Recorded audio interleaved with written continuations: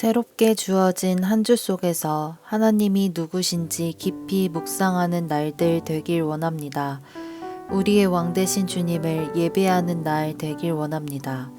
다 함께 사도신경으로 우리의 신앙을 고백하겠습니다. 전능하사 천지를 만드신 하나님 아버지를 내가 믿사오며 그 외아들 우리 주 예수 그리스도를 믿사오니 이는 성령으로 잉태하사 동정녀 마리아에게 나시고 본디오 빌라도에게 고난을 받으사 십자가에 못 박혀 죽으시고 장사한 지 사흘 만에 죽은 자 가운데서 다시 살아나시며 하늘에 오르사 전능하신 하나님 우편에 앉아 계시다가 저리로서 산자와 죽은 자를 심판하러 오시리라. 성령을 믿사오며 거룩한 공회와 성도가 서로 교통하는 것과 죄를 사하여 주시는 것과 몸이 다시 사는 것과 영원히 사는 것을 믿사옵나이다. 아멘.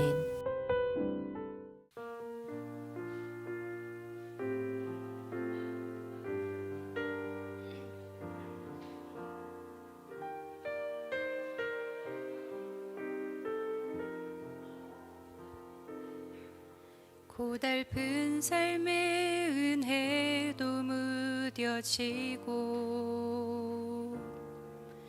곧 사라질 것에 내 맘 두네.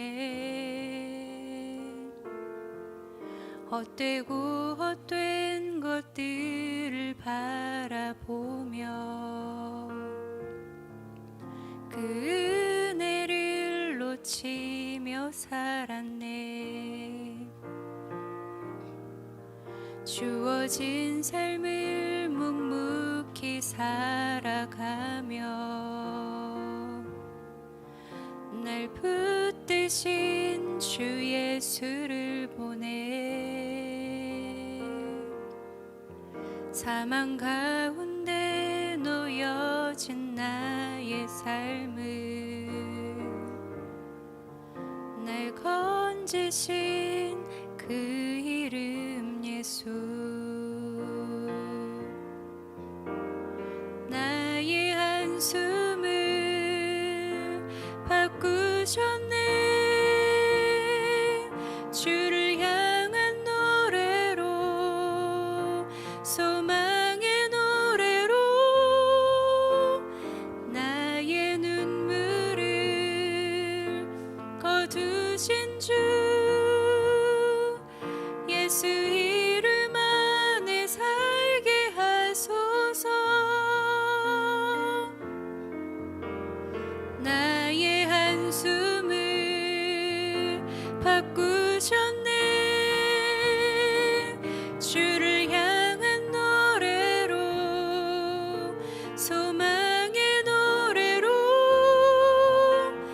나의 눈물을 거두신 주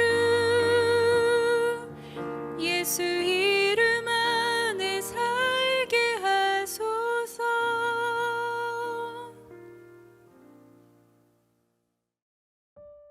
우리가 오늘 함께 나눌 말씀은 골로새서 1장 18절에서 23절 말씀입니다. 그는 몸인 교회의 머리시라.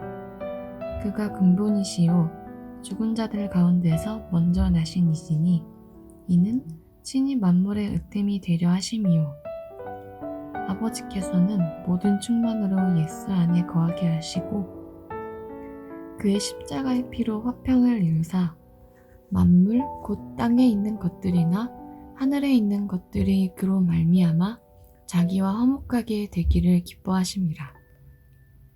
전에 악한 행실로 멀리 떠나 마음으로 원수가 되었던 너희를 이제는 그의 육체의 죽음으로 말미암아 화목하게 하사 너희를 거룩하고 흠 없고 책망할 것이 없는 자로 그 앞에 세우고자 하셨으니 만일 너희가 믿음에 거하고 터 위에 굳게 서서 너희 들은 바 복음의 소망에서 흔들리지 아니하면 그리하리라.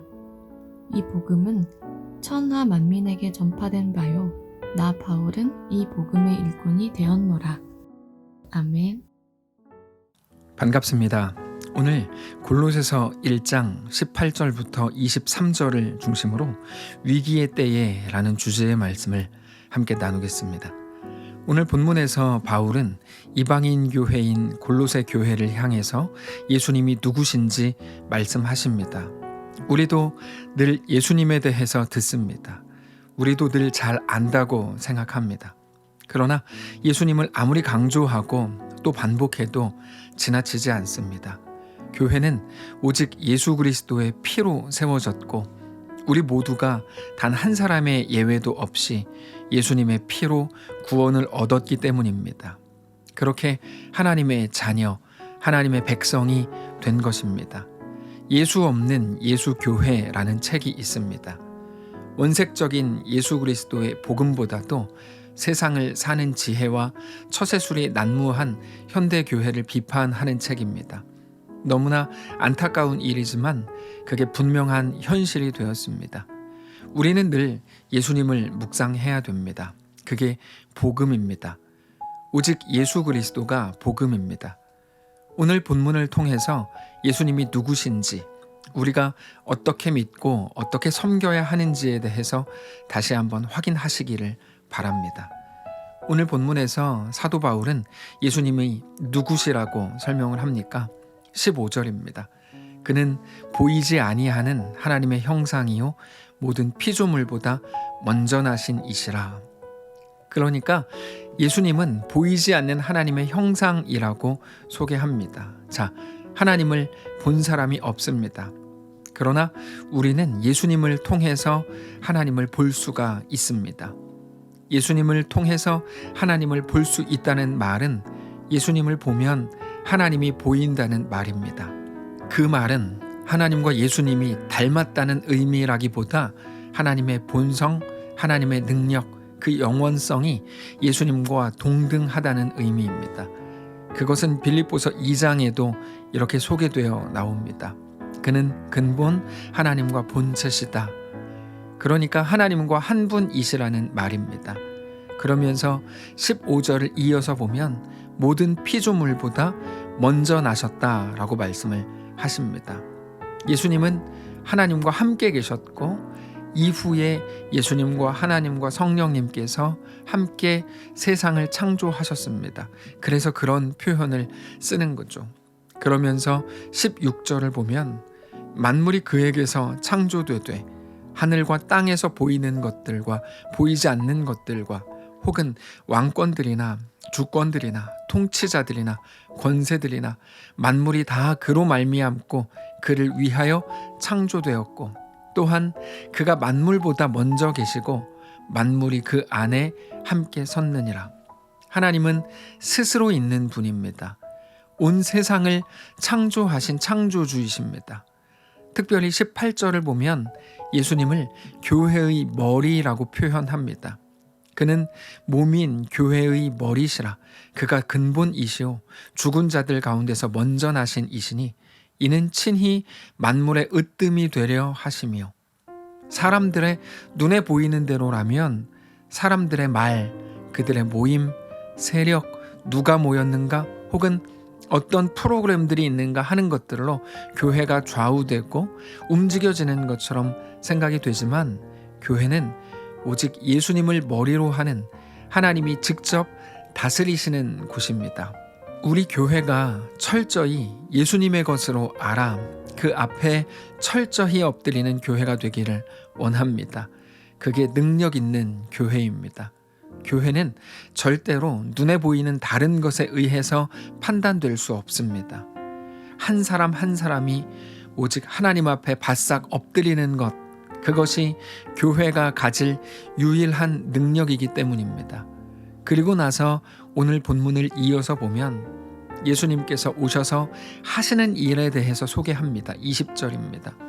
그의 십자가의 피로 화평을 이루사 만물 곧 땅에 있는 것들이나 하늘에 있는 것들이 그로 말미암아 자기와 화목하게 되기를 기뻐하심이라. 십자가로 하나님과 사람 사이에 화평을 이루셨다고 말씀을 하십니다. 하나님은 죄와 공존하실 수 없는 거룩한 성품을 가지셨습니다. 그래서 하나님이 보실 때 우리 모두가 죄인입니다. 진노의 대상이고 심판의 대상일 뿐입니다.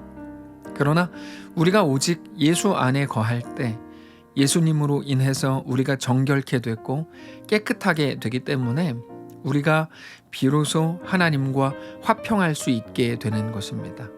이것이 우리 연약한 인간에게 주어진 가장 기적적인 은혜입니다. 하나님의 능력을 힘입는다, 이런 말을 넘어서서 하나님의 자녀가 되고 영원한 생명을 얻게 되는 것이죠. 그게 21절입니다. 전에 악한 행실로 멀리 떠나 마음으로 원수가 되었던 너희를 이제는 그의 육체의 죽음으로 말미암아 화목하게 하사 너희를 거룩하고 흠없고 책망할 것이 없는 자로 그 앞에 세우고자 하셨으니, 우리 예수님이 죽으셔서 우리가 거룩하고 흠이 없고 책망할 것이 없는 자가 되었다고 말씀하십니다. 여러분, 우리는 죄인입니다. 죄인은 죄의 값인 사망을 받아들게 되어 있습니다.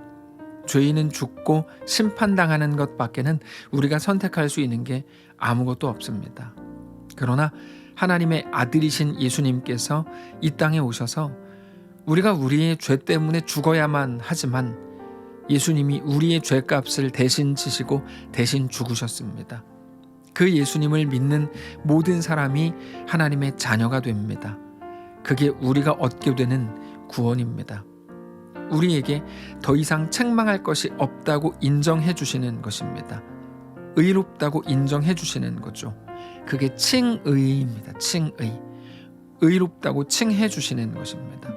이거는 하나님의 법정에서 이루어지는 일입니다.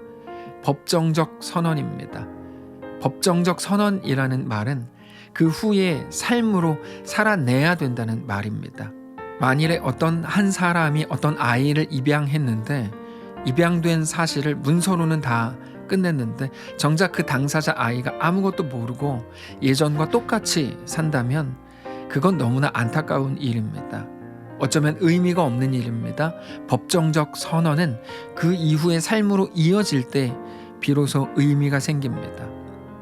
오늘 본문에 나오는 칭의, 그 선언은 법정에서 이루어지지만 그 시작은 각자의 삶에서 이루어져야 한다는 의미입니다.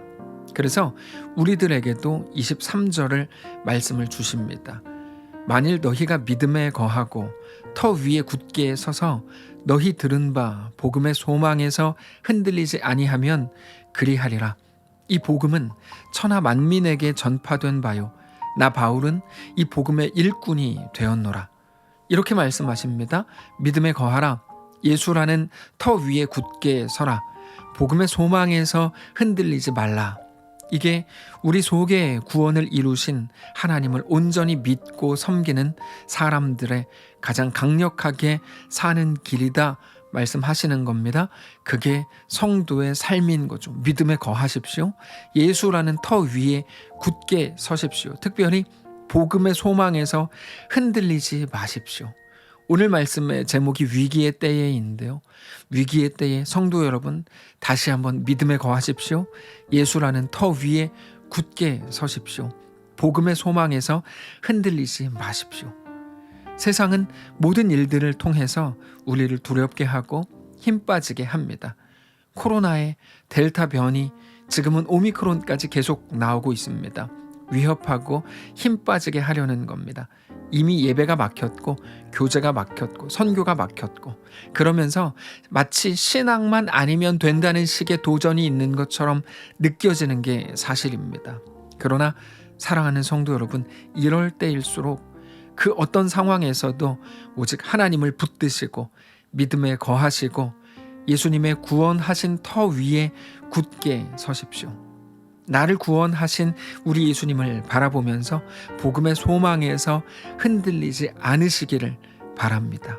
그렇게 기도하셔야 합니다.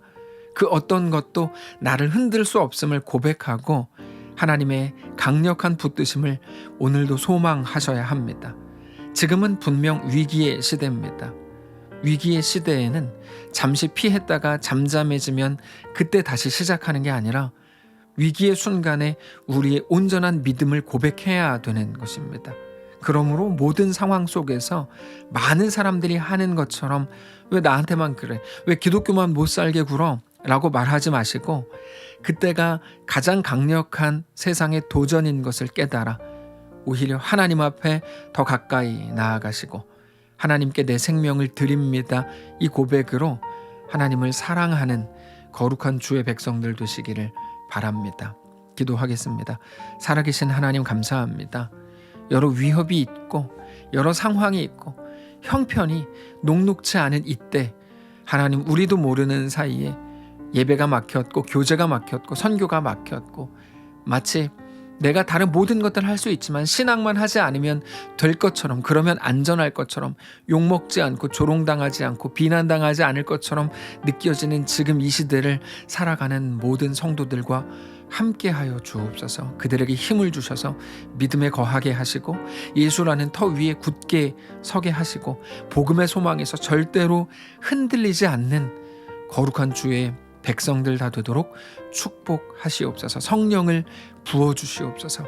감사드리며 살아계신 예수님의 이름으로 기도합니다. 아멘. 사랑하는 성도 여러분, 하나님께서 오늘 하루를 우리에게 또 허락하셨습니다. 믿음으로 주께 나아가시기를 바라고 특별히 각자의 모든 삶의 현장에서 우리 주님만 바라보며 주님과 함께 믿음으로 넉넉히 세워지는 귀한 성도들 다 되시기를 축복합니다.